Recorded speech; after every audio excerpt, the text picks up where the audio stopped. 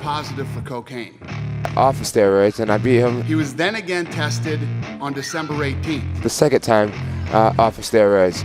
He was negative for PEDs. I spit raps like a heart attack, fast fatal heart impact, past painful scars. In fact, I blast tasteful bars and pass. I back up my actions. No one is a real promising threat to Jon Bones Jones except for his addiction to drugs and alcohol. Even Dana White calls him the greatest of all time, but he's his own biggest enemy, fighting the battle between a legacy and scandals. Here's why. His life outside the ring hasn't been the best. For starters, there have been allegations of Bones using PEDs before his fight with Daniel Cormier. And then just to close this chapter with Daniel Cormier, I don't even know why it was such a big thing in the first place. You know, I beat him fair and square the first time and off of steroids, and I beat him the second time off of steroids. Followed by a hit-and-run incident in 2015. And that morning I got in a car accident, man, it was a huge reality check. And it was, you know, I think in some people's mind they envision me, you know, hitting this car and running up and seeing that it was a pregnant lady and then taking off running. Where did all that come from? Well, after Jones made his big UFC debut at UFC 87 against Andre Guzmão and absolutely dominated him with his creative takedown techniques, elite striking, brilliant use of elbows, and spinning leg kicks, it got to his head. His first win was a stepping stone for all the controversy that was to come next. Jon Jones won his next two fights, defeating Stephan Bonnar by unanimous decision at UFC 94 and Jake O'Brien by submission via a slightly altered guillotine choke at UFC 100. Jake O'Brien. Then Jones, he's got a guillotine, and then he tucks it in deeper. It's like a no-arm Darce choke. It's tough to tell because he's covering the head. You can't really see, a no-arm Darce choke. His performance in these bouts earned him a new 4-fight contract with the UFC, positioning him for a potential title shot. Jones's next opponent was Matt Hamill, but their fight became one of the most controversial in UFC history. In the final 2 minutes of the opening frame, Jones was clearly the stronger fighter, but he still kept throwing 12-6 elbows at Hamill's nose, which isn't allowed in the UFC because it can cause some serious harm. At first, the fight was stopped, and Jones was given the penalty. However, Hamill was declared the winner because he had dislocated his shoulder. He might break that arm, Mike. He might break that arm. Wow! He's done it! Oh my goodness! What a night, ladies and gentlemen! This is the first and only blemish on his otherwise perfect record, with many still arguing about the fairness of this ruling. Even though the man was clearly landing illegal blows on his opponent, this early controversy set the stage for Jones' scandalous career, which showed him both his incredible talent that could help him build a legacy and his scandalous nature of pushing boundaries. Even Dana White openly stated at the time that the disqualification should be overturned, insisting that Jon Jones never lost a fight. Despite this whole scandal, Jones' undeniable skill helped him build a successful career in the UFC. However, the Hamill incident was just the beginning, as he got arrested for a hit-and-run case while driving under the influence. We'll get to that later. Turkey 911, operator 3830, where is your emergency?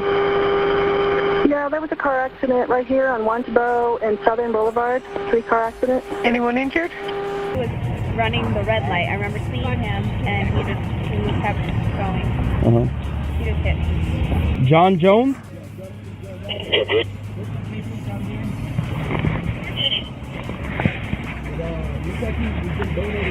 Now, despite the fight taking place in 2009, White was still advocating for the ruling to be overturned as recently as 2019. But that didn't matter because what was about to happen next would change Jones' life forever.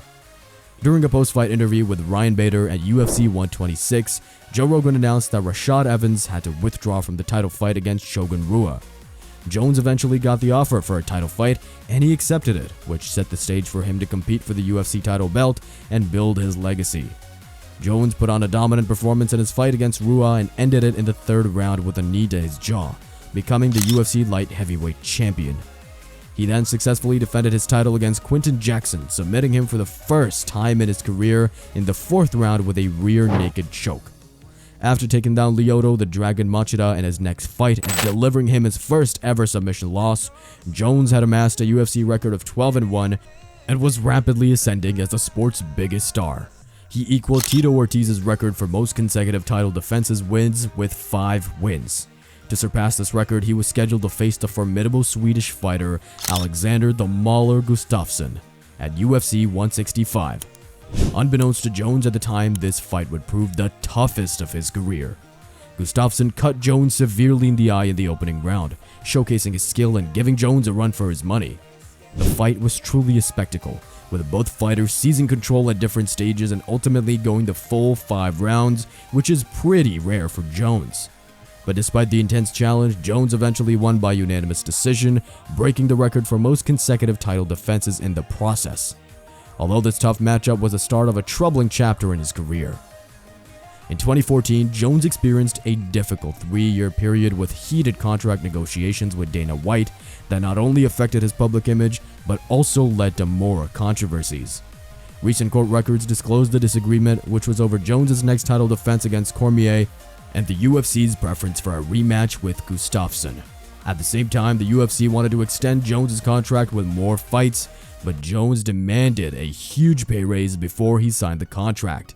This started a rocky relationship between White and Jones, with tensions reaching a peak in a text exchange where White called Jones a scumbag.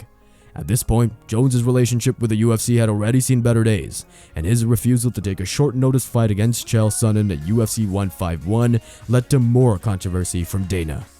But it gets worse, because his actions outside the octagon weren't doing him any favors either. In 2015, he was involved in a hit-and-run incident where he initially fled the scene. Thankfully, the pregnant woman involved in the accident didn't suffer any serious injuries, nor did her child. This is Evan. Big news for Jon Jones today, the former UFC champ. It seems the door is opening for him to fight in the UFC again. Now remember, he was suspended from the UFC indefinitely after he was arrested for felony hit and run back in April, stemming from an incident where he crashed his car into a woman who was driving a car. She happened to be pregnant. She broke her arm. He ran from the scene, was charged with felony hit and run. It was a bad thing. But Jones was stripped of his UFC belt following this incident, which he had held from March 2011 until April 2015, and was indefinitely suspended from the UFC. The original plan was for him to face Daniel Cormier in his comeback bout 6 months later, but Cormier withdrew due to injury. Jones went up against Ovince St. Preux instead, winning the interim light heavyweight title by unanimous decision. However, in order to reclaim the official title, Jones would have to face Cormier again at UFC 200. Unfortunately, Jones was removed from the fight due to a potential doping violation, leading to him being stripped of his title for the second time in his career, a first in UFC history. During an interview on Joe Rogan's podcast, Jones claimed that taking an off-brand Cialis pill was the reason for the positive test, which led to a 1-year submission. So let's just talk about what happened. You tested positive for some estrogen inhibitors. Yeah, estrogen blockers. Estrogen blockers that a lot of people associate with people who take steroids. Right. When people take steroids, they want to restart their system, or if you want a testosterone boost, you take Clomid or Clomiphene, and these are standard drugs in the steroid users' world. Yeah. I took an off-brand Cialis pill. Off-brand. It wasn't actual Cialis, but it was described to me as being a Cialis, and so I thought it was a Cialis, and I just took it. But another rematch between Jones and Cormier was set for UFC 214 in July 2017, and Jones won the fight with a knockout in the 3rd round, reclaiming his title. And there's the head kick. And that's just those deep kicks and the low kicks adding up. DC thought it was low, and he went high with it. He tripped him there. John moves in for the kill, and he's eating some big bombs. Big John gives him every chance in the world. That's a wrap. Big win for Jackson Wink. But soon after the fight, it was discovered that Jones had tested positive for the anabolic steroid turinabol, declaring the fight a no contest, followed by an 18-month suspension. Jones returned to the octagon after a suspension at UFC 232, setting the stage for Jones vs. Gustafsson 2. Jones was in complete control of the fight, showing that he had learned all of Gustafsson's weaknesses from their first fight and secured the win in the 3rd round via TKO, reclaiming the UFC light heavyweight championship once again. He was unstoppable. Jones also set several records in the division, including the most wins, the most submission victories, and the longest winning streak. During his time in the light heavyweight division, Jones successfully defended his title 13 times. After dominating Gustafsson again, he went on to defend his title against Glover Teixeira, Daniel Cormier, Ovince St. Preux, Anthony Smith, Thiago Santos, and Dominic Reyes. But being this good got to his head. The contract dispute controversies also led to a 3-year hiatus from February 2020 to March 2023. This time, it was about potential compensation for a super fight against then UFC heavyweight champ Francis Ngannou. Jones demanded $30 million, which Dana White called obscene, comparing it to what Deontay Wilder earned for fighting Tyson Fury. Jones eventually returned to the octagon and got the heavyweight title from Cyril Gane and didn't even need to fight Ngannou as he had already left the UFC.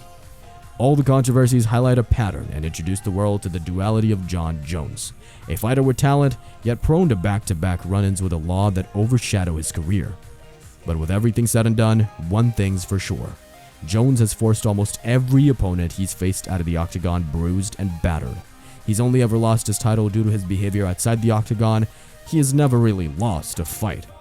If he can keep up his act outside the octagon, then he might even be in the running as the greatest fighter in the UFC history. But what do you think? Let us know in the comments and subscribe for more videos like this.